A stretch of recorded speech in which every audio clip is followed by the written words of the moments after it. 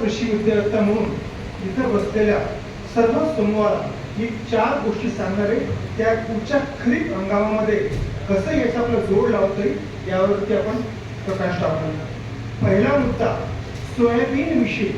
जेवढं काही पिकं, आता सोयाबीन असो, तूर असो, कापूस असो, सगळ्या पिकांना आपल्याला बेडवरती पेरणी करायची. साधा हा फॉर्म्युला वापरला तर एकरी 1 ते 2 क्विंटल उत्पादन 100% वाढणार. आता बेडवरती घेताना काय पद्धती आहे, सरांनी विचारलं होतं की बीबीएफचा आपण वापर करावा. बीबीएफ साठी तेवढं यंत्र उपलब्ध नाही. मग त्याला मार्ग काय असेल? पूर्ण दृश्य सांगते, बीबीएफ हे यंत्राचं नाव नाही. बीबीएफ हे तंत्र आहे. त्यासाठी यंत्र असेल तर उत्तम, यंत्र नसेल तरीही सुद्धा या तंत्राचा वापर आपण करू शकतो. म्हणून जेवढं काही 4,57,000 एकर क्षेत्र आहे, यापैकी कमीत कमी 3.5 ते 4 लाख एकर क्षेत्रावरती आपण बीबीएफच्या पद्धतीने किंवा सरीवरच्या पद्धतीने यंत्र असो किंवा नसो तर आपण पेरणी केली तर त्याचा उत्पन्न निश्चित फायदा होणार आहे. यासाठी करावं काय लागेल? तुमचं 5 यंत्र स्प्रे करायचं.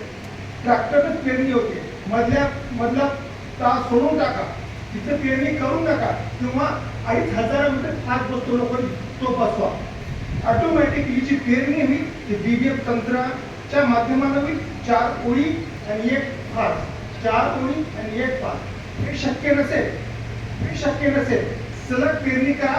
16व्या की 17व्या दिवशी तुम्ही 4 ओळीनंतर किंवा 5 ओळीनंतर तास मारावा.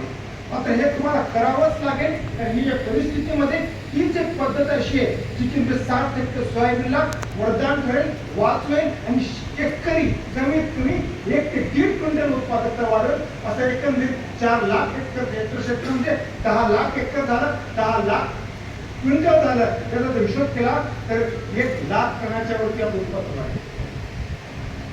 दुसरा महत्वाचा मुद्दा याच्यामध्ये आहे, सरांनी सांगितलं 35% सोयाबीन हे आपण मार्केटमधून खरेदी करणार आहोत आणि 65% सोयाबीन हे घरचं आहे. तिथं पुनश्च सांगतोय, सोयाबीनचं बियाणं घरचं असतो की मार्केटमधलं असो, बिलकुल ट्रेडिंग करायची